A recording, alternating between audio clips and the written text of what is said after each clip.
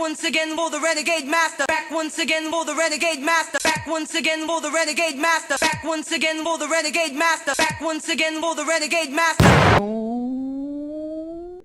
Hello, my little renegades, and we are back. And what are we talking about today? We are talking about the ultimatum, queer love, and we're getting into episode 6. I'm literally gonna have to fire these ones off after succession because come tomorrow, we're getting to the end of the ultimatum where they're giving their decisions. So at the end of episode 8, I literally want to give my predictions as well. So be ready to have quick fire succession of videos of episode 6, which is this one, episode 7 and episode 8, coming in quick succession today. Okay, because I want them all done before tomorrow, which is the 7th, where we literally get into who is either going home with who is not going to be in a relationship anymore, and who's going to be engaged. So let's get into it. So with episode 6, we see them all go to the dinner party again. So this dinner party is literally for them to talk about their experiences and then for them to go back with the people that they came with, basically. So remember, the match couples for the previous 3 weeks was Tiff and Sam, Vanessa and Ray, Yoli and Xander, and Lexi and Mal, and Ossie and Mildred. And as we already know, Ossie and Mildred literally just dead in the water because Mildred put her running trainers on at Mildred. Mr. Mildred, oh, Ossie. You see how I keep getting the names mixed up? I've been doing that quite a bit, to be fair. So this time, Ossie put her running trainers on and ran out of that door, never to be motherfucking seen again. Okay, so we get to the party and we hear from Tiff. Tiff speaks first, and as she does, she talks about how things have changed for her in the fact that now she's kind of leading with love, and she's how much she's learned from Sam in regards to be able to communicate. And she actually recognized that the first thing that she did was take on how she would normally react and communicate with Mildred into the relationship with Sam. And she realized that that wasn't fair on Sam because Sam is not Mildred in that sense. So she had to move differently. And with Sam has learned to basically speak up to things that she don't like and don't let it lie, because she literally would sit back and let Ossie do what Ossie does and then let her have her time. And then when Ossie's ready to talk, then Ossie will talk and Sam will have to sit and listen to her, and then Sam would then have to validate Ossie's feelings, but Ossie don't validate Sam's feelings in any way, shape or form. So then we move on from that, and then they ask to speak to Ossie and Mildred, and that's when it's brought out around the table that the marriage is that Ossie left. And I swear down, as soon as Mildred said that Ossie left, Tiff's face just was like a clap of thunder, as if to say, what the hell happened? What did you do to Mildred, basically?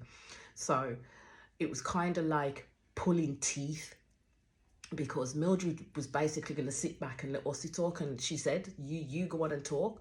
But then Ossie was not being truthful to the behaviours that she did to Mildred, and then after that, in terms of walking out and leaving Mildred with a note, which I already said in my last episode was fucked up on Ossie's part, like proper fucked up on Ossie's part. So basically, Ossie don't accept no responsibility for her actions. It's always somebody else's fault, and how she felt and how she tried and how she did this. And I'm kind of like, well, no, you didn't. You didn't try. You actually promised Mildred certain things that you would do in that relationship, and you didn't. Mildred picked you up on that, and you didn't like the fact that Mildred picked you up on that, because you made it seem as though Mildred was casting you in a bad light on camera, but off camera she was all pally-pally with you. And I don't think Mildred's that type of person. If Mildred's telling you something on camera, she's going to tell you the same thing off camera. That's how I think Mildred rolls. She don't up and change each time. She's as steady as it is all the way through in terms of her character. So I think then Mildred pulled her up on that and said, actually, no, let's tell the truth here. And then also as well, Tiff jumped in and said to Audrey, You just don't leave a person like that. And what does that symbolize for the future? You know what I mean? And basically at that point I felt for Sam, because I'm like, this is how Austin must carry on with Sam. And Us is so used to Sam stepping back and not doing anything and allowing her her space and time to deal with whatever's happened, then to come back and talk about it. But in that moment that Sam allows Ossie that space and time to deal with stuff, Ossie walks off and leaves the other person devastated in their feelings, and there's no validation and there's no apologies and there's nothing from Ossie at all, because it's literally she needs to talk on her terms and when she's ready, and that's not fair to the other person that you're with.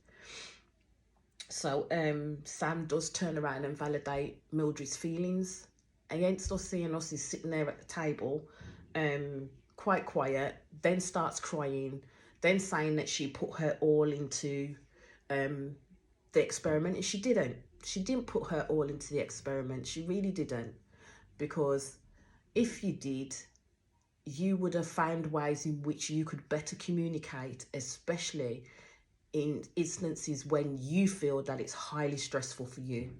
You have to find a way in which to manage your issues or manage your behavior in order to have an open and honest dialogue with the person that you're hoping to marry. If you cannot do that, as I've said, you have no business either being in a relationship, long-term relationship, or even getting to the ultimatum of, do we get married or not? Because you are clearly not ready for marriage. But as again, yous lot let me know what you think. So it goes to Vanessa and Ray, and Vanessa talks about how Ray is a dark horse to her, basically, and Ray isn't her type of personality or even physically. But yet, as I said, Vanessa was able to shut off any type of outside feelings in order to get what she wanted, and that was to have sex with Ray, or to have sex with one of the girls out here. Because I really want to truly believe if shit didn't fly off the handle with Lexi the way it flied off the handle with Lexi on their last date, she would have been picking Lexi, not Ray. Let's just put it that way. She would have been picking Lexi, not Ray. But Lexi saw through her bullshit, and as again, Vanessa doesn't like people who see through her bullshit. She likes people that she can easily manipulate into believing that she's this wonderful person, when in actuality she actually needs to like really work on herself as well. Basically, she then talks about her relationship with Xander and the fact that she was reaching the three-year mark, and she was seeing Xander as more so, even at this point, saying she was seeing Xander as more so as a best friend than anything else. And my thing is if that's the case, if you felt that way at the 3-year mark, then why do this ultimatum with Xander, knowing full well, like, it seems as though for each year that they were together, coming up to the 4-year mark, Xander was asking you to marry her, or Xander was telling you that this is what she wants out of this relationship, but you were steadfast, no, no, no, no, no. And even at the dinner table, you're still steadfast, no. And you're even in questioning, is it the fact that you would like to be with Xander and then maybe have a would it work for you, maybe have like a blowout with somebody else and then go back and, like, you know, everything then be fine? And I'm like, my girl, what type of show are you on? Like, for real, what type of show are you on? Because you obviously probably didn't have that discussion with Xander in terms of what you wanted out of the relationship, and this would probably be more likely the first time Xander's hearing this, and Xander actually looked kind of forlorn in terms of what she was hearing. But as again, Xander doesn't give too much away in that regard. She really doesn't give too much away. But then of course, as soon as Yoli starts talking about Xander, Vanessa's face drop like a ton of bricks. You could see the jealousy seething through her motherfucking pores. And then when Xander starts speaking about Yoli and the things that she's learned from Yoli and how close that they've become, and you can actually see the connection between Yoli and Xander at that table. Like, they non-verbally looked at each other and spoke to each other with their eyes. That's when you can tell that these two have kind of literally fallen for each other. When you can start communicating with your partner non-verbally through facial expressions and through your eyes, that means that's a deep kind of connection right there. So that is a deep connection right there. And I think Vanessa clocked it, like proper clocked it, because then of course in Vanessa True style, she has to bring out a motherfucking note that she wrote. Nobody else brought a note. Nobody else wrote down their thoughts and feelings because everybody was able to verbalize it. But no, Vanessa had to. She had to. And then she was like, can she read it out? And the host was like, well, you know, it's up to you. And of course she did. And then all of a sudden she wants bloody marriage. And I'm sitting there with a confused motherfucking look on my face thinking, well, where the fuck did this come from? Because all the way through the show, from get-go, this woman was looking to bang. That's all she was looking to do. She was looking to bang because she thought Xander wouldn't connect with nobody outside of her. She really thought that. And now she's seeing what's happening between Yoli and Xander. I would say it's competition. It's a competition for Vanessa. Because it's a case of, she's mine. I've had her for 4 years. There's no way in hell someone else is going to come in and take what is mine. Because, you know, Vanessa's able to work Xander and manipulate Xander in the way that she wants her to be. I'm hoping that through the rest of these 3 weeks that Xander literally opens up her damn mouth and starts saying, well, this is what I want. This is what I want to do. What is it that you want to do? But I have a feeling that when they get back together, Yoli's going to be kind of a distant memory for Xander because she's literally going to fall back into the same pattern that she's always fell back into with Vanessa. But as I said, Vanessa now wants marriage. She now wants the ring on her finger when all through the show she was saying she don't want to get married. So we shall see how that one plays out. So then we go to Lexi and Mal, and Lexi and Mal are talking about each other and how they are.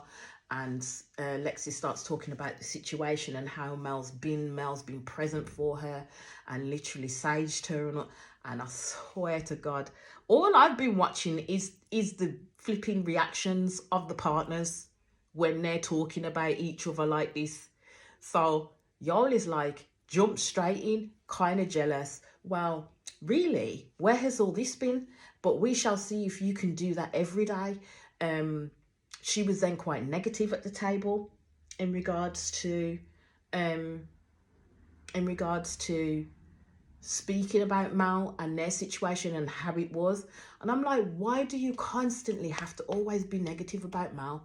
Mal is quite a nice person and she's quite open and receptive to you experiencing what you need to experience. So I don't know why you have to constantly, when someone's saying something good about her, consistently shut her down, bearing in mind that you have done the same thing that she accuses you of, that you fall in love easily with people and you do it deeply. Then that's why she's saying, well, what's so different about me that you want to marry me? And I think some of these people have forgot that, you know what, you're the ultimatum giver. You gave Mal the ultimatum to marry you or nothing. Do you know what I mean? And now someone has come and clouded your frigging path and your judgment in regards to Mal. And that's something that Yoli's going to have to deal with. Really something that Yoli's going to have to do with, because now I'm seeing a side of Yoli that I'm not too sure about, because she's starting to become a bit of a flaky character myself. I'm just starting to see a side of Yoli that I'm not particularly too sure about. But as I said, we'll see how this plays out. And again, you let me know what you think. So then, you know, as Vanessa does, she has to jump into the whole conversation and draw it back to herself, and basically wants an answer from Xander in regards to Yoli and Xander becoming physical with each other. And I'm just saying, good on Yoli and Xander that they would not disclose any type of thing like that to the rest of the group, because it wasn't the rest of the group's business. Vanessa and Ryan may have been happy to share that whole shit that they did between themselves to the group, but that's them.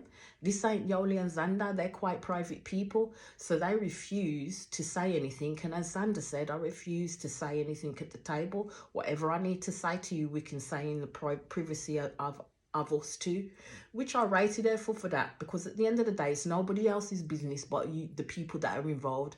And the people that are involved will be Yoli, Xander, Vanessa and Mal, because at the end of the day, it's going to affect them four and nobody else.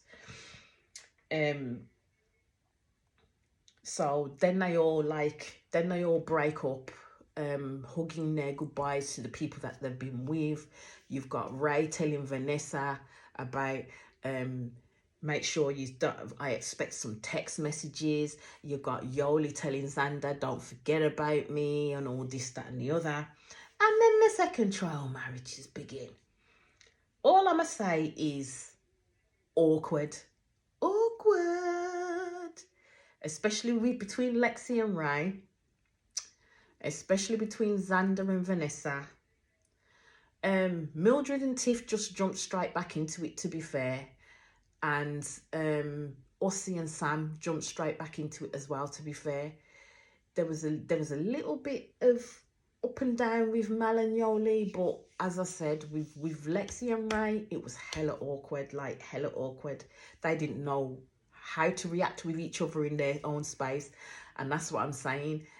That's why I keep saying that these people are not your exes. You keep saying that they're your exes, but they're not your exes, because now you've gone back to the person that you walked in with, and now all of your feelings have literally changed somewhat, especially with certain information that's provided to you.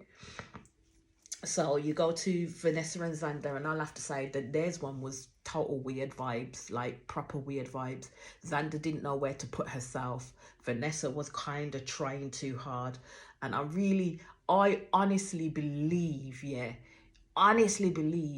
that Vanessa, as I keep saying, didn't think that Xander would connect with someone in the way that she's connected with someone. And I think now for Vanessa, it is a proper competition. Like I do believe she loves Xander, and I do believe she's afraid of losing her, because you've been with someone for 4 years, you've invested yourself a little bit within that relationship and emotionally within that relationship. But I really and honestly truly believe that at this point in time, it is a competition for Vanessa to win over Yoli, and she will stop at nothing to make sure that Xander is either proposing to her or coming back home with her, because the one thing that she won't be able to deal with is if Xander decides that she's going to pick Yoli. So basically she's then talking to Yoli, and I'm telling you, this girl is a master manipulator, like full-on master manipulator. And yeah, I just don't know how it's gonna work out for Xander, because they've been together for 4 years. Vanessa knows how to work Xander, but then saying that Xander has learned to let her inner self out with Yoli and be able to say what she wanted to say. So I kind of think Xander's probably learned when Vanessa's trying to manipulate her, and actually combats that by going around the outside, in terms of not necessarily giving in to what Vanessa wants, but kind of doing the old sweet talk with Vanessa to put her on a level kind of playing field. But I swear I don't know how this is going to work out for both of them two. I really don't. You go to Mal and Yoli, and literally Mal is all about getting in the house, quite excited, opening up a drink. She's opening up a bottle of Patron. She's opening up a bottle of Patron. And then you got Yoli crying like a fucking goober, like proper blotting until Mal has to say what's the matter with her. And she's literally mourning the loss of Xander, and that's what I'm saying. How within 3 weeks do you fall for someone that deeply and that quickly, to the point that you're mourning the loss of them? And Xander's not even thinking about you right now. She's thinking about surviving with Vanessa. She's not even thinking about you. And this is why I say I don't know how true Xander is, because whereas, as I said, Yoli was up here, Xander's just under here. They're not on a level playing field when it comes to their feelings. So I don't know if it's a case of, like, 3 weeks of a honeymoon period, 3 weeks of Xander being able to let go and actually be free in terms of having the constraints of Vanessa wrapped around her motherfucking body. So I kind of think Yoli's gonna fall from a great height, and she'll probably lose a good person, which will be Mal, and she'll probably lose Xander too. I think she's just gonna be left, like, alone and lonely at the end of all of this. But as again, you like, let me know what you think. So then we go on to Sam and Ossie, and basically she's getting dinner. Ossie's actually cooked the bloody dinner, even though it is a microwave dinner, but she still cooked the bloody dinner. One less thing she did for fucking Mildred at the end of the day. And right, and then Sam just asks her if she thinks that there could have been anything that she could have done differently within that relationship. And basically Sam is telling her that this is more of a new Sam, where I'm going to be a little bit more outspoken and talk about the things that I don't like. Ossie don't like it. Ossie not like it, because she point blank said in her little VC bit that she doesn't know where this new Sam has come from, and she doesn't know if she'll be able to deal with this new Sam and if it will impact on their relationship. And this is what I'm saying. Ossie was used to Sam just melting into the fucking background and tending to her needs and wants alone.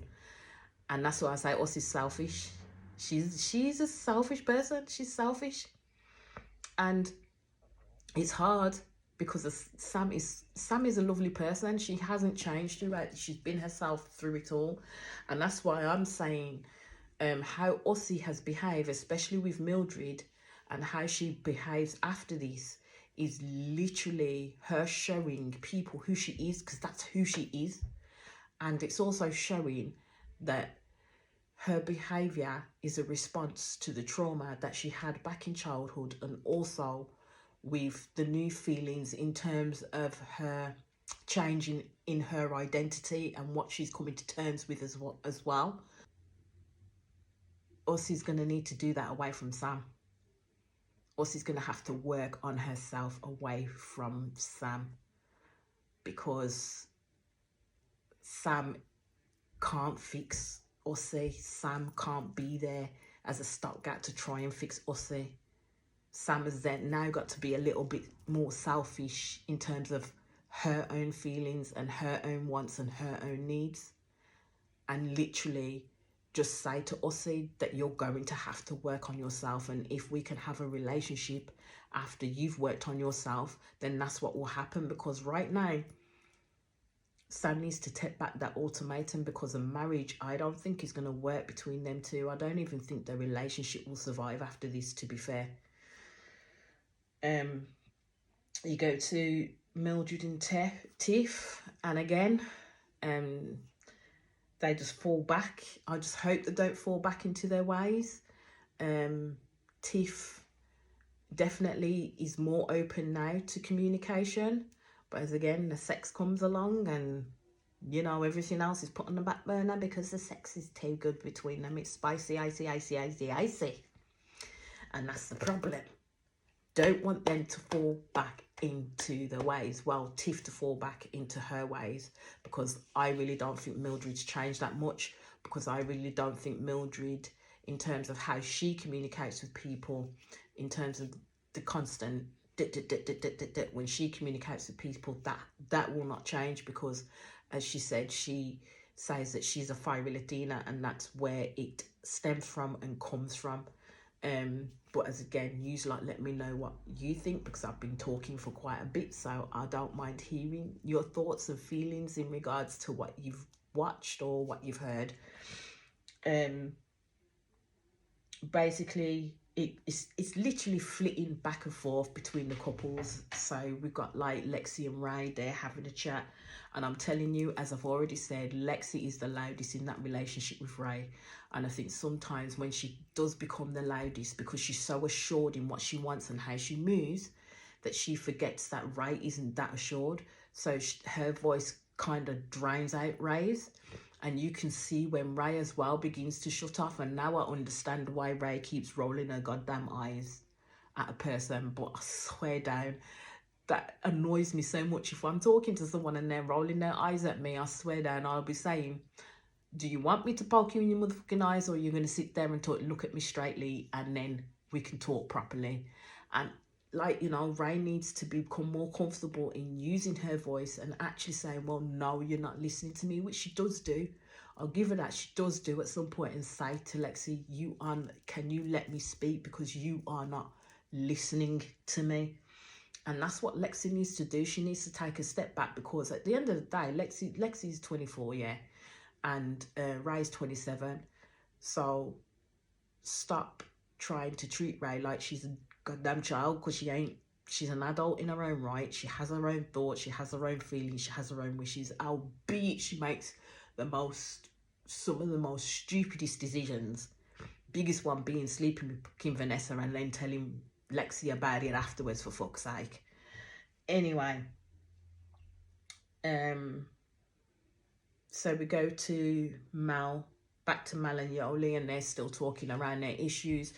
And the one thing that I can pick out is that Yoli tells Mel that she didn't think for a long time, bearing in mind they've been together for 3 years, she didn't think for a long time that Mel was a team player or a teammate, or hasn't been there for her. So my thing is if that's how you're feeling coming up to 3 years, why in the hell are you giving someone like that an ultimatum? I don't understand it. Why would you want to marry Mal if that's the case? If that's how you think and feel, that she hasn't been much of a teammate or a team player, then why are you issuing an ultimatum, rather than, if you're going to stay together, working around that issue or being open and telling her? I just don't get the ultimatum at this point.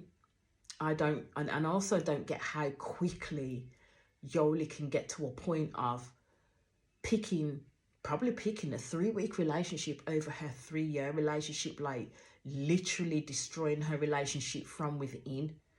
And that's what Mal wasn't getting either. But as time goes on, things start to be addressed and things start to come out. But I will be speaking more about that in the other episodes.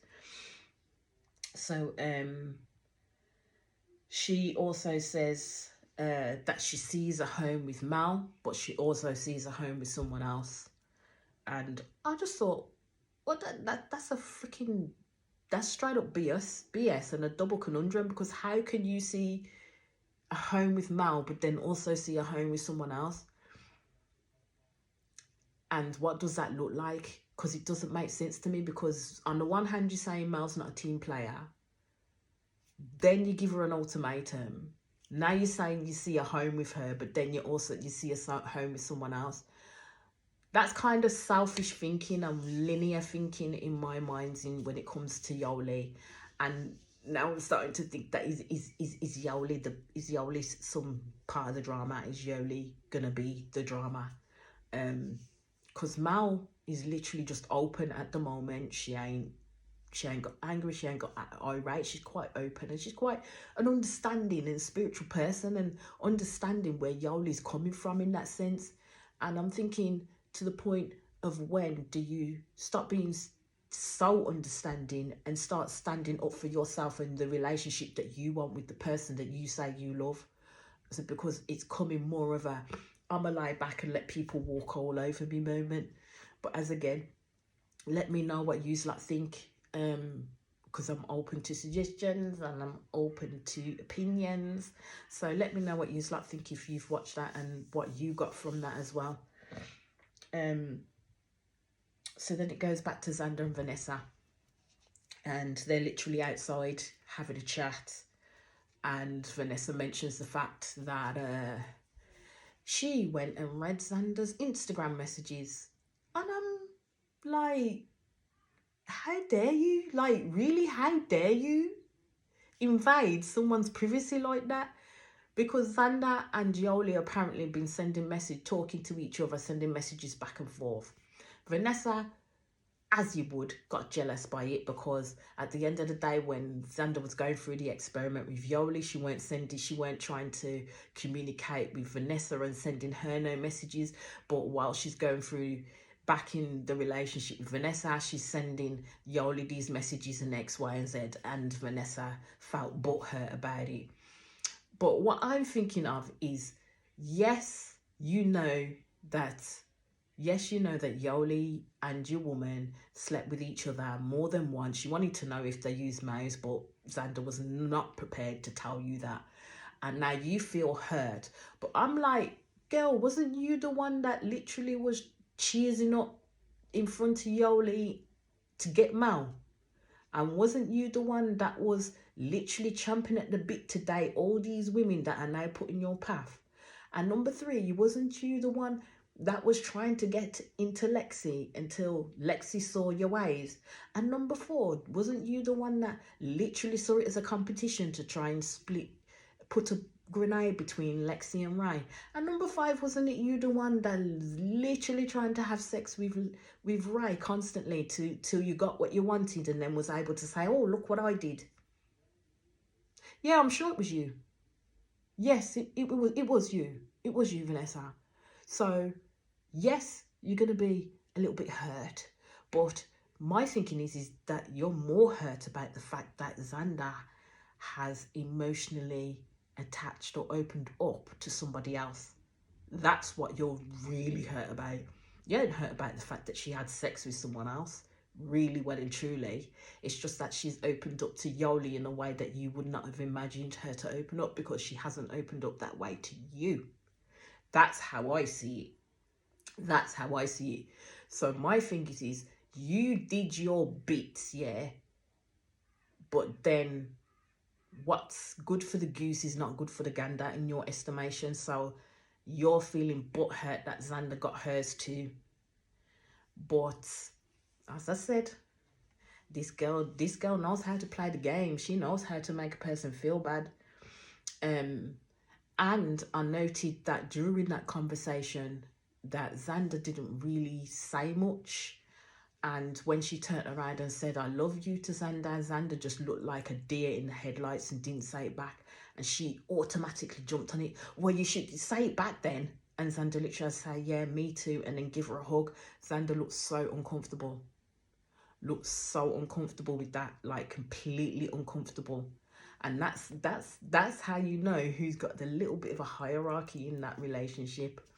Because I'm telling you, Vanessa is out to win by any means necessary. So then it goes all the way through the other couples. Mildred and Tiff meet Tiff's friend who met Sam. And as again, I'll say, I like Tiff's friend because Tiff's friend just says the questions that she needs to say. And she's already got Mildred's number, and she told them that their relationship was toxic, and they have to find other ways in which to communicate. And basically her friend asked her at the end of their conversation, Tiff, are you ready for marriage today? And Tiff was just quiet. Tiff didn't even answer. She didn't answer because she can't answer it, because from the get-go she said she weren't ready for marriage. And the reason why she ain't ready for marriage is she doesn't want to have a marriage then to have a divorce, because they have so many issues at the moment that they need to work through, that the only good thing about them right now is sex. So I understand where Tiff is coming from, where she literally wants to have that time to wait. And as I said, they've only been together for 2 years, so their relationship is still newbie at the end of the day. So then we get back to Ossie and Sam, and Sam brings up Mildred, and as again, Ossie does the same thing again. Ossie shuts down, like completely shuts down, stops listening to Sam altogether, and then fully disrespects Sam. And I'm like, bruv, I swear down they couldn't do that to me. I swear down they could not do that to me. I don't want to be in a relationship that damn much for someone to disrespect me the way Ossie disrespects Sam. Nah, bruv. Nah, it would have been dead in the water. I'd have says, yeah, get your stuff, get your trainers on and get gone, and this time don't come back. That would have been it for me. Yes, I love you. Yes, I treasured the times we had together, but nah, I ain't sitting back and letting you trample on me and invalidate me the way you keep doing. I ain't having it. Go work on yourself. That's what I'll be saying. I mean, Sam confronts Ossie, which is within Sam's right to confront Ossie, because Ossie's acting like an arsehole. And Ossie did. Sam called Ossie an arsehole. Basically, called Ossie an arsehole because she was behaving like an arsehole. And of course, what does Ossie do? Just walk off to the bathroom and leave Sam on her own, invalidating Sam's feelings all over again.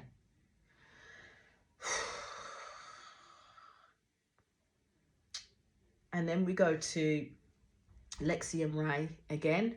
So Lexi and Ray have now gone to meet Lexi's parents, and they're all having a discussion. And as again, Lexi's very vocal about her displeasure, very vocal about what she's upset about, to the point that she even interrupts her mum when her mum's trying to talk. And I'm just like, this is the point where Lexi needs to literally take a step back. I know Ray has hurt her. I understand that Ray has hurt her. But at the end of the day, stop overshadowing Ray. Stop it. And especially in front of your parents, the way you spoke about her and to her was kind of rude. It was kind of over the top. And I'm just thinking to myself, if that's how you two are in your relationship and that's how you communicate with her, then it's no wonder why she's shut down, and it's no wonder why she's at a point where she doesn't know if she wants to get married or not. And as again, I'll say on a separate side, the people who have been given the ultimatum to kind of do have a weird way in which they see marriage, like proper weird way in which they see marriage. So you would go to Vanessa and Xander again, she takes Xander for one of her ultimate wishes, which is the balloon ride. And I'm like, you couldn't do that in the 4 years that you were together. You had to do it while you came on the show. Like, who are you trying to impress here? Do you know what I mean? Because viewers don't care. And then they get up in the balloon ride, and of course, rather than saying what she needs to say, Vanessa gets out another bloody letter and starts reading in rote. I've never known a person to cry without tears before. How do you do that? Like, seriously, how do you get so emotional that you will cry, but water not leak from your ears? Your eyes, but water not leak from your eyes. How do you do that? Are you really that upset then? If you cry and water don't leak from your ears, are you really that upset? Like, for real, are you really feeling those emotions? Because your face ain't saying it, your lips may be saying it, but your face ain't showing shit. Do you know what I mean? So are you really feeling those emotions that you're saying that you're feeling when you're reading from this bit of paper? I mean, I don't understand why you couldn't do it from your head, because I'm telling you, Vanessa prepares in terms of her game plan and what she's going to do to pull at the strings of Xander. That's why she writes the shit out, because she wants to make sure that it's emotive enough in order to pull at the strings of Xander. And I think it's kind of working. I really do think it's kind of working. And that's what I'm saying. I just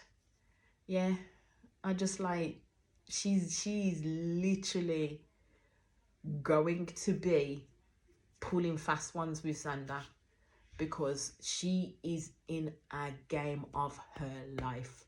Vanessa plays to win. And the prize is Xander. The prize is getting one over on Yoli and having Xander is her game plan. But as again, you let me know what you think in the comments. And I shall leave it there and hopefully get on to the next episode and bring you all along with me. So as I always say to my renegades, please subscribe, please hit the notification button and like and or comment. Well, we shall speak again. Peace out.